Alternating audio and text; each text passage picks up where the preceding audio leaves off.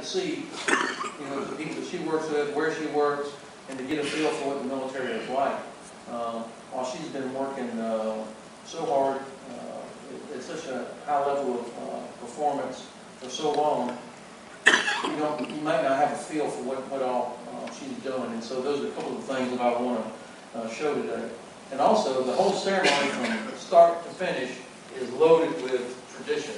And I suspect this audience appreciates the importance of traditions in your family, in your community, in your institutions. The Army is 1 year old.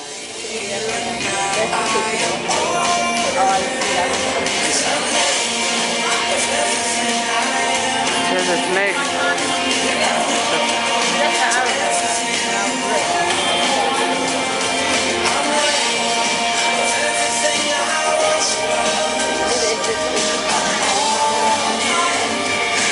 All the family is here.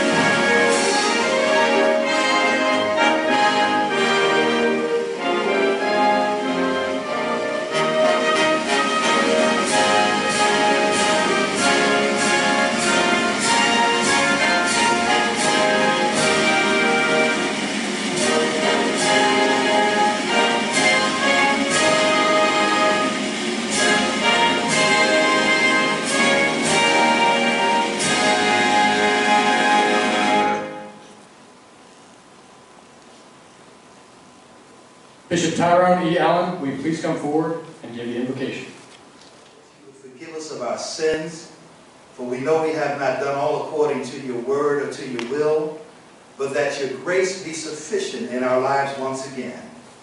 And Lord, continue to raise a banner, a standard of excellence in your people. We ask, God, that you would have your way and that your name be glorified forever. We thank you and we bless you. To get 50, 75 family members and friends down into the bottom of the Pentagon is in itself worthy of special recognition. And in fact, all of you made it here is a tribute to her leadership and good luck. So glad that you all could make it down here. This is not an easy place to find.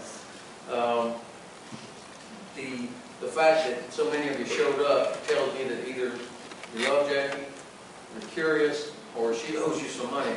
So I think you'll have a chance, we're going to tie her down when this is over. She'll be out in the hallway, and when the ceremony is complete, everybody here will be able to file by and shake hands with her, hug her, and wish her and her family. Jackie then transitioned out of the active army but stayed with the U.S. Army Reserve, knowing that someday, if needed, she would be called back. And turned up, I think it was in 2002, right after 9/11.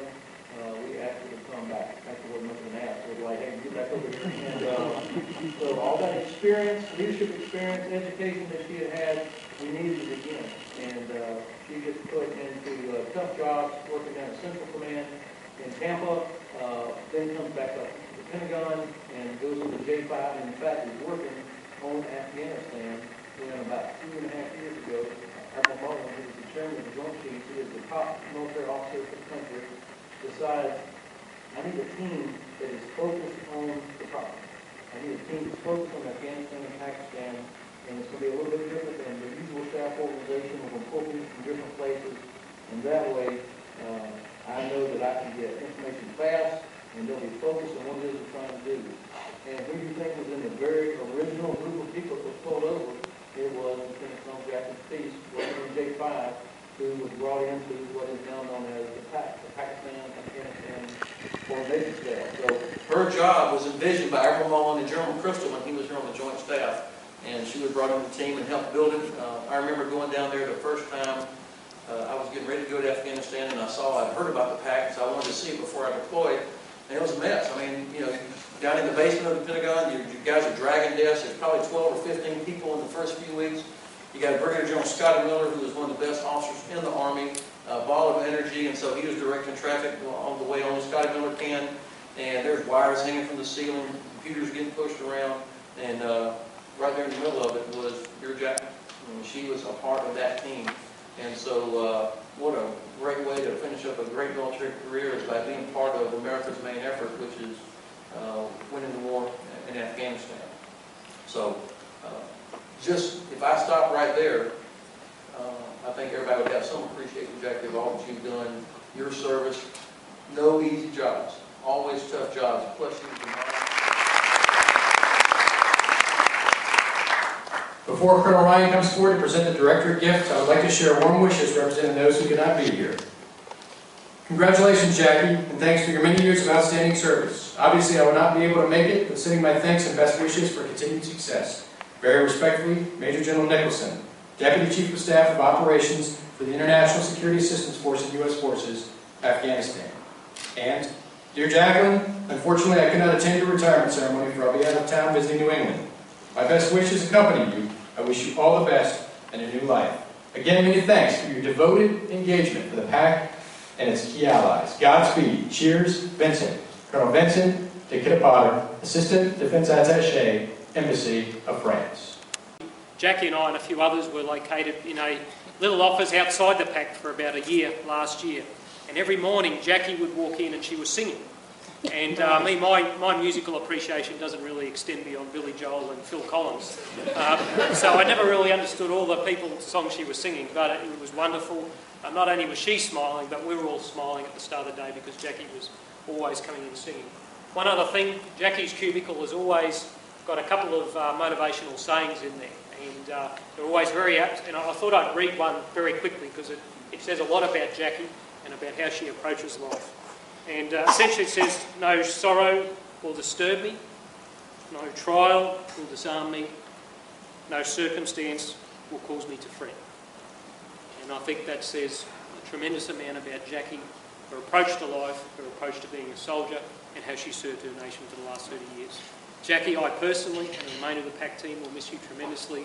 I greatly value your service, I greatly value the time that you've worked with me and the rest of us, and on behalf of very grateful PAC team, I just want to present you with the magnificent molecule, which is a much sought after memento of everyone's time they spend in the PAC. We work on the Joint Staff, and I can say that this last 4 years has been unbelievable. And I ask myself, why do I have the fortune to be a part of something so great? I don't know.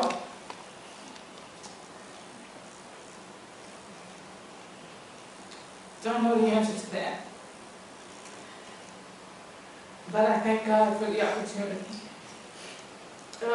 And I do just like to give a special thanks once again for everybody who took the time to navigate, to get to the building, to get through the building, to get here. It's not an easy task, and I appreciate all your efforts to make it here. Again, General Hodges, thank you. The NCOs. The NCOs here represent America's finest. From basic training, when Senior Drill Sergeant Deere put me out the platoon, until now, just phenomenal. I have a special place in my heart.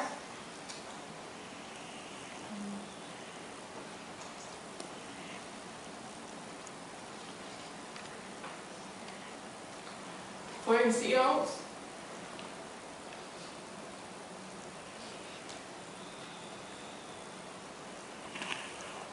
they have trained me, they've taught me, they've kept me out of trouble. They have my back.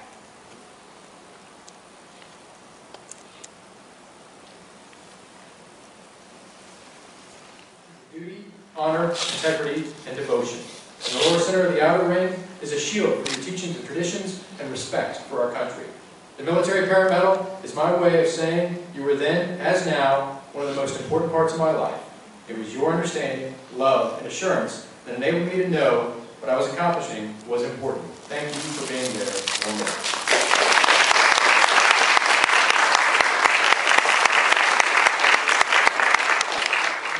Others assemble to identify specific units and to serve as a rallying point for the troops. When the flag is completely folded, the stars are uppermost, reminding us of our nation that you were asked to carry. Most of the time you could not understand why I was not there, but you quietly hid the tears, courageously put on a smile, and defiantly promised that you would support me. You were then, as now, one of the most important parts of my life, and it was your love that enabled you to assure me that what I was doing was important. I missed so many holidays and countless special occasions while you were left at home to worry while I was on difficult missions. You had to say goodbye to friends when we moved throughout the years, and you had to change.